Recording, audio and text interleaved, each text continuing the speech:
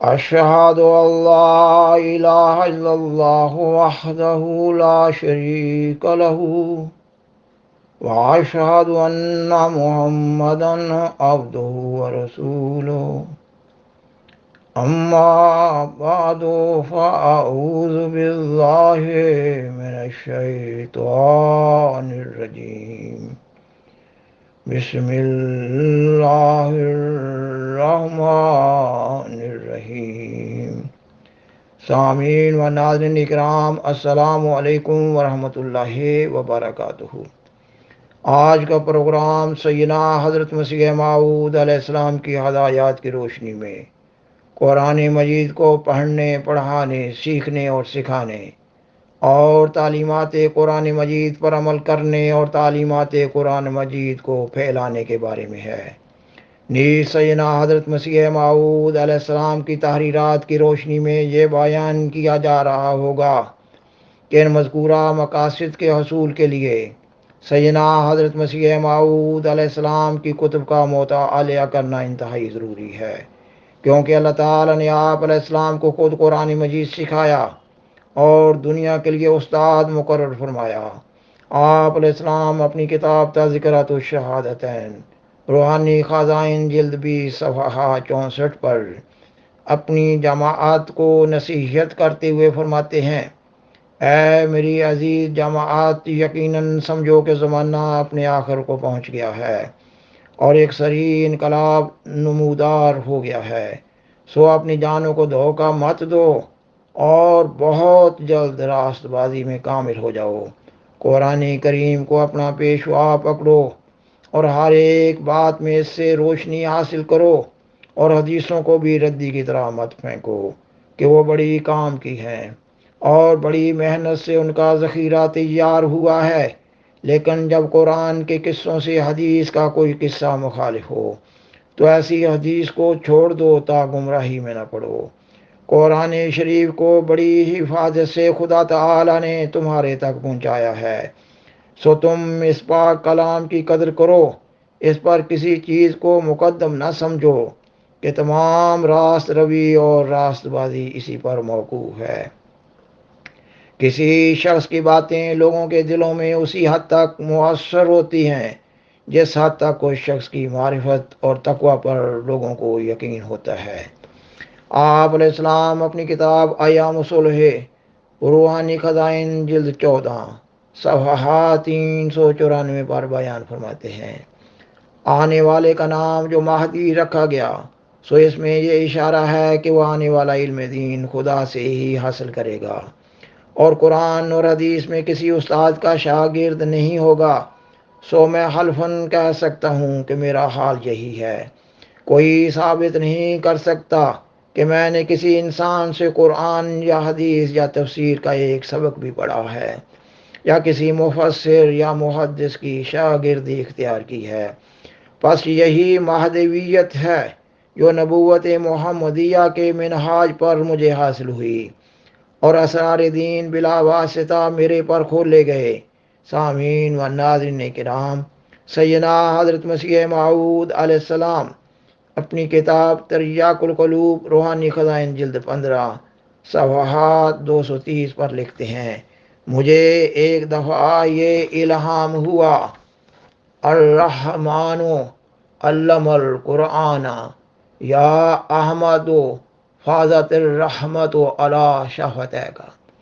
یعنی خدا نے تجھے اے احمد قرآن سکھلایا اور تیرے لبوں پر رحمت جاری کی گئی، اور الہام کی تفہیم مجھے اس طرح پر ہوئی کہ کرامت اور نشان کے طور پر قرآن اور زبان قرآن کی نسبت دو طرح کی نعمتیں مجھ کو عطا کی گئی ہیں: ایک یہ کہ معارف عالیہ فرقان حمید بطور خارق عادت مجھ کو سکھلائے گئے، جن میں دوسرا مقابلہ نہیں کر سکتا۔ دوسرے یہ کہ زبان قرآن یعنی عربی میں وہ بلاغت اور فصاحت مجھے دی گئی کہ اگر تمام علماء مخالفین باہم اتفاق کر کے بھی اس میں میرا مقابلہ کرنا چاہیں تو ناکام اور نامراد رہیں گے، اور وہ دیکھ لیں گے کہ جو حلاوت اور بلاغت اور فصاحت لسان عربی مع التزام حقائق و معارف و نکات میری کلام میں ہے، وہ ان کو اور ان کے دوستوں اور ان کے استادوں اور ان کے بزرگوں کو ہرگز حاصل نہیں۔ خاکسار بیان کرتا ہے کہ سیدنا حضرت مسیح موعود علیہ السلام کی بیان فرمودہ مذکورہ عبارات سے معلوم ہو رہا ہے کہ اللہ تعالیٰ نے خود براہ راست آپ کو قرآن مجید سکھایا، اور یہ محض اللہ تعالیٰ کے فضل سے ہوا۔ اللہ تعالیٰ نے آپ علیہ السلام کے بچپن سے ہی آپ کے دل میں قرآن مجید کی محبت رچا بسا دی تھی، اور آپ کے دل کو یہ چاٹ لگا دی کہ آپ علیہ السلام قرآن مجید کے حقائق و معارف جاننے کے لیے سخت محنت کریں، تا آپ اللہ تعالیٰ کے فضل کو زیادہ سے زیادہ جذب کر سکیں۔ آپ علیہ السلام کی سیرت و سوانی سے معلوم ہوتا ہے کہ آپ اپنے بچپن سے ہی سارا دن قرآن شریف پڑھتے رہتے تھے۔ تاریخ احمدیت جلد اول کے صفحات 64 اور 65 پر آپ کے بچپن کے ذکر میں بعض احباب کی آراء درج کی گئی ہیں۔ مثلا پٹیالہ کے ایک غیر از جماعت منشی عبد الواحد تحصیلدار کی شہادت ہے یہ کہ آپ علیہ السلام 14-15 سال کی عمر میں سارا دن قرآن شریف پڑھتے تھے، اور آپ کے والد محترم مرزا غلام مرتضیٰ صاحب فرمایا کرتے تھے کہ یہ کسی سے غرض نہیں رکھتا، سارا دن مسجد میں رہتا ہے اور قرآن شریف پڑھتا رہتا ہے۔ تاریخ احمدیت میں مزید لکھا گیا ہے کہ یہ مطالعہ سطحی نہیں ہوتا تھا، بلکہ آپ قرآن مجید کے لفظ لفظ کی باریکیوں تک پہنچنے کے لیے یہاں تک گہرا غور و فکر فرماتے کہ دنیا جہان سے بیگانہ ہو کر قرآن مجید کی وسعتوں میں گم ہو جاتے، اور آپ کے والد بزرگوار کو بار بار کہنا پڑتا کہ مطالعہ میں اس درجہ انہماک صحت پر برا اثر ڈالے گا۔ سامعین و ناظرین کرام، آپ علیہ السلام اپنی کتاب سناتن دھرم روحانی خزائن جلد 19 صفحہ 474 پر لکھتے ہیں،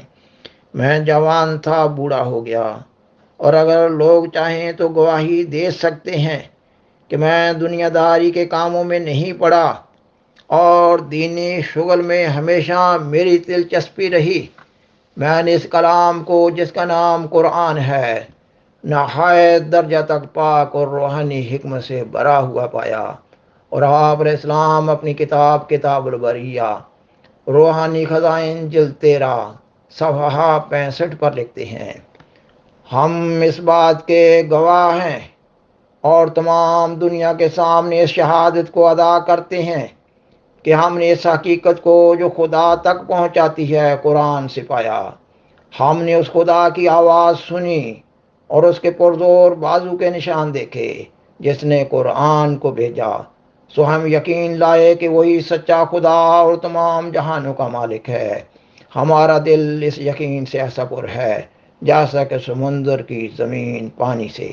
سو ہم بصیرت کی راہ سے اس دین اور اس روشنی کی طرف